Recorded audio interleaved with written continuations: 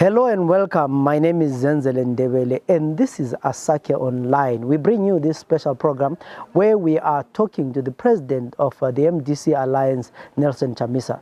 We know that in the last few months there have been stuff that is going on in the party, the recalling of the MPs, the court judgments and all the things that have been going on. So we want to find out from him, what is the plan for the party going forward? What are they doing to rebuild? Is the party still there? Because we've heard people always saying there's no opposition in Zimbabwe. So let's get all these answers from the president of the MDC Alliance, Nelson Chamisa. Mr. President, my first question to you is, we have seen that in the past year or so, that things have not been going okay for the MDC in terms of the recalls of the MPs, the fights around Harvest House. I mean, tell us what's your view on what is going on, or what has been going on? Well, I must say that what we've seen is authoritarian consolidation, is escalation of tyranny, and we've seen the panic mode by ZANU-PF and Mr. Mnangagwa on account of our strength. We have remained steadfast, we have remained very strong, and that's why you can see that they are in sixes and sevens. If we're such a non-factor and we're such a non-player, or a non-actor in the politics of this country as an alternative, they would have simply ignored us. But they can't ignore us. They've discovered that we are too strong on the ground, and what they want to do is to decimate us, weaken us, attenuate our structures. But they will not succeed. They've tried every trick in the book, but the people are determined. The people are strong. Yes, the taking over or taking away of Harvest House is temporary. That building, it was possessed by ourselves, and we will not allow these people to cause us problems around possessing it. We will ultimately go back there because they violated the law. But because we don't want anarchy and chaos, we do not want to take law into our own hands, we've said let the court process continue, then it will establish and settle things there. But not only that, they've also recalled our MPs. And in this regard, Mnangagwa has done so much to help us rebuild. When you destroy the old, you are only helping me to rebuild the new. And we are already rebuilding. We are already consulting across the whole country to build a consensus and a convergence, a national convergence. I've been leader of a political party, and I don't seek to lead a party anymore. I need to lead a country. That's why when I listen to certain people who always talk about this G4, this faction, that I'm beyond that now. My focus is to unite the country. I've gone beyond trying to unite an organization or a political party. It is to unite the people of Zimbabwe. And convergence is the key thing. That's why our theme this year is convergence for change. Yeah, we're talking about the issue of the MPs. We also have the councillors. So currently, the position of the MDC, the alliance, do you have MPs? Do you have councillors? What's the situation? In fact, we have by law and by election, by the mandate of the people in 2018, all the MPs who were elected on the card and ticket of the MDC-Alliance. But what we have seen is lawfare, the abuse of the courts by politicians, in this case Mr. Mnangagwa, to try and withdraw, recall, through his created surrogates, whom to then say, as far as they are concerned, all MPs of the MDC-Alliance belong to the MDC-T. So because a lot of our MPs and a lot of our councillors are people who are looking for opportunities. In fact, I've learned from what has happened that instead of having people coming across as change seekers, change makers, change agents, they're actually job seekers. So the preoccupation is to preserve a job as an MP. The preoccupation is to preserve a job as a councillor. That has taught me a lesson, that we need to revisit the whole aspect and concept of our representatives.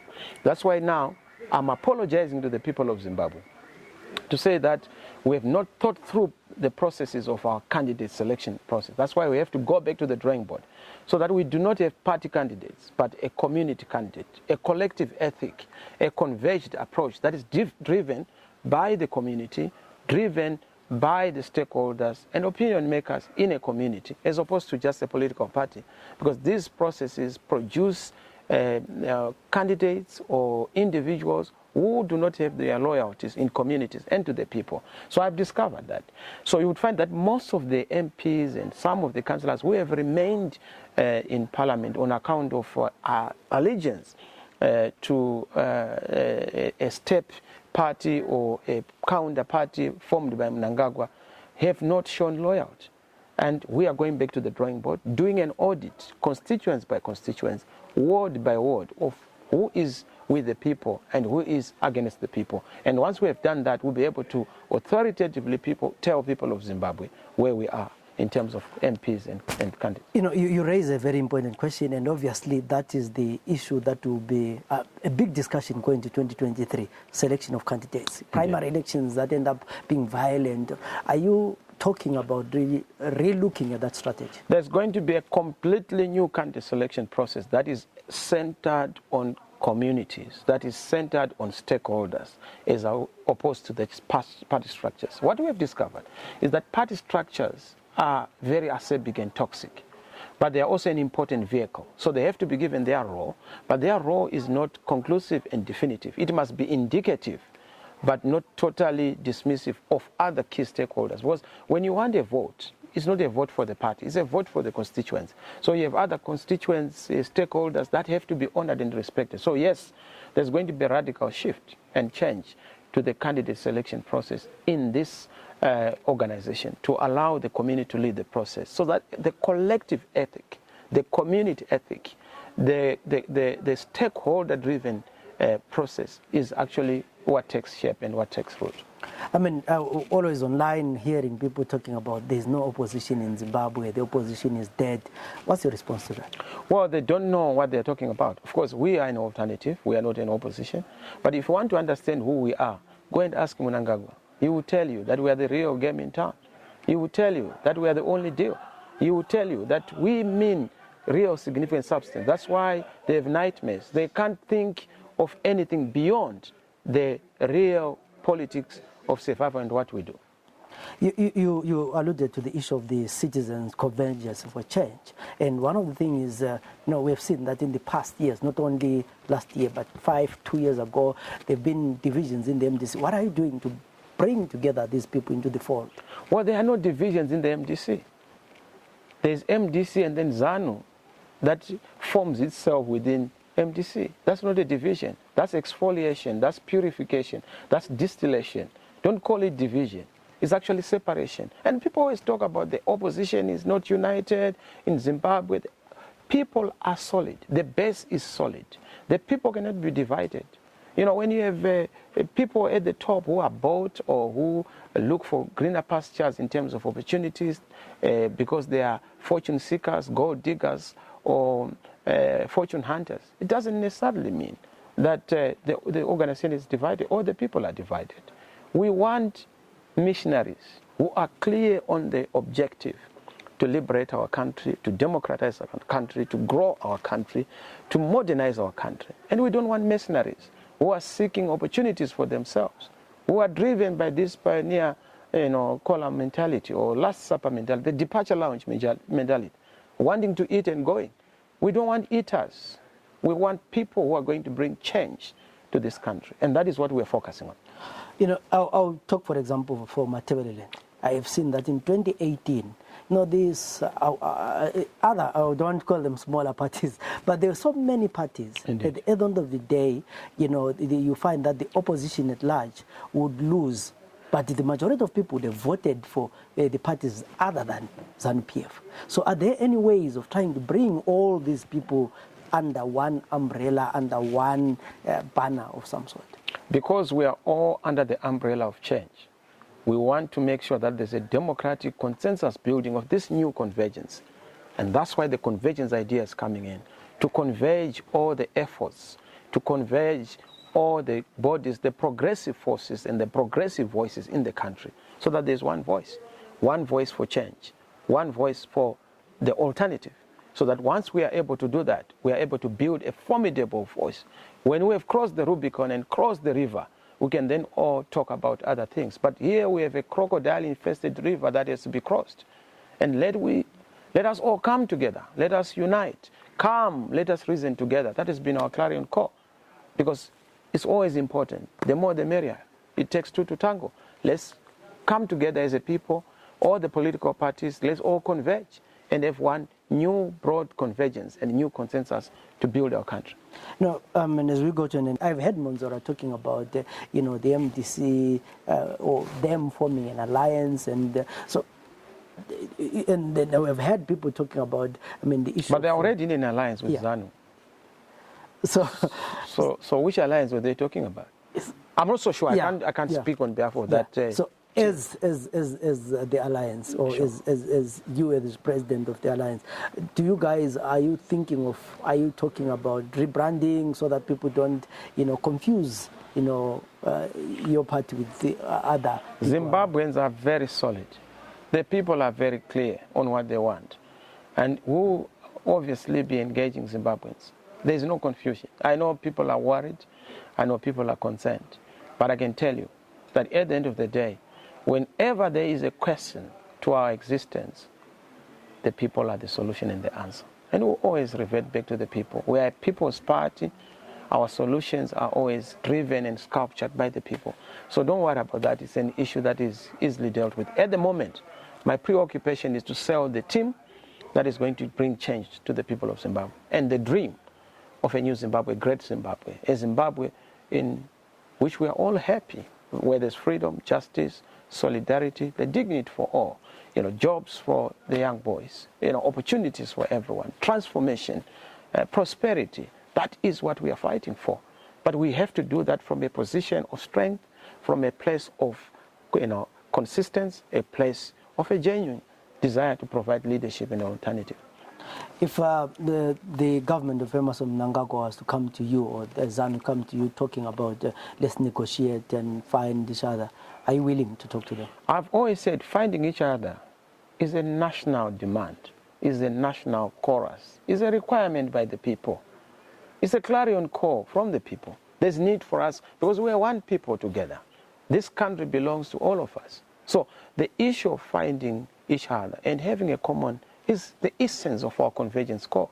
But what we are not going to allow is a situation whereby we are in a process of a convenience partnership. We need a partnership based on conviction, ideas, ideals, and our goals to make sure that Zimbabwe is a democracy. And Zimbabwe returns to good governance, democracy, proper legitimacy, respecting state institutions, building strong institutions, not strong men, big ideas, not big men, so that we're able to move together as a people and celebrating our diversity as a people and all our talents and the skills, unleashing our talents.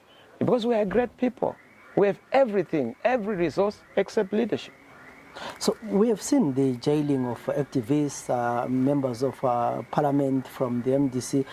What's your comment on that? Indeed, there's been an escalation of human rights abuses. There's been an escalation of this approach to have a one-party state. There's been an approach to try and liquidate and pulverize the MDC. But we have remained standing. And we've seen that the onslaught is targeted at the MDC leadership. As I speak, the majority of our leaders have been given trumped-up charges. Some are in jail. Some have been incarcerated on spurious charges. And we are even going to see more in terms of the onslaught. But that will not shake us. It's part of the struggle. A struggle is never instant coffee. A struggle is never a walk in the park. It's not a bed of roses. At times it's a bed of thorns. But at the end of it all, there's victory at the end of the tunnel. And there's light at the end of the tunnel. And that is what keeps us going. It's a struggle. And that's what it is. Forces of darkness are all conspiring to attack forces of light. And we represent light. They represent darkness. That is our difference. But we are not shaken. So yes, I'm encouraging all our leaders, members, Zimbabweans in general, to be strong and to remain focused. Yeah, finally, what's your message to an ordinary Zimbabwean who's, looking at the MDC and saying, you guys, where are you?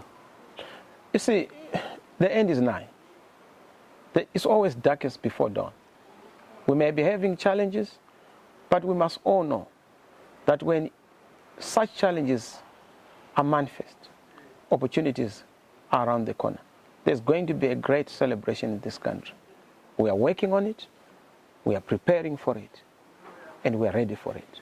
So my message out there, Zimbabweans, let's be ready to fight for our rights. Let's be ready to celebrate our victories. Let's be ready to defend democracy. Let's be ready to uphold human rights and good governance. Let's be ready to also be our own liberators, because we are indeed our own liberators. And we, none but ourselves, we can do it. We the people shall govern.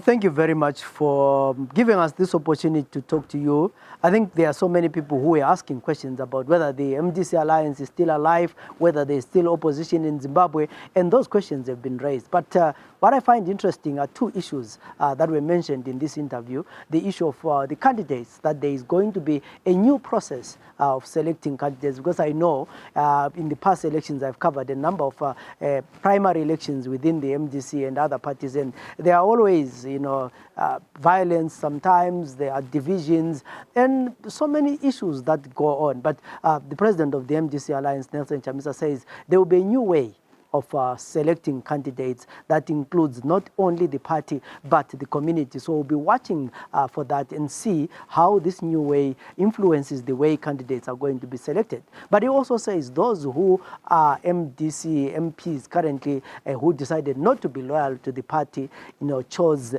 the other way rather than that which they were selected or elected by the people. So it means, my own understanding is simply saying we no longer have any candidates. We are going to start afresh and build the movement, because these ones that are there currently are not ours. They've decided to pledge loyalty to other people. That's my understanding. I know people might be having different understanding or a different understanding of that statement. And I am sure there will be a lot of debate around these issues and some of the issues that were raised. And the site, we're willing to hear more from individuals, from people. You can go on our Facebook page, site ZW. On Twitter, we are at site. And you can get in touch with us as well to hear your views on this interview and many other issues that we always talk about. My name is Zenzele Ndebele. You can follow me on Twitter at Zenzele.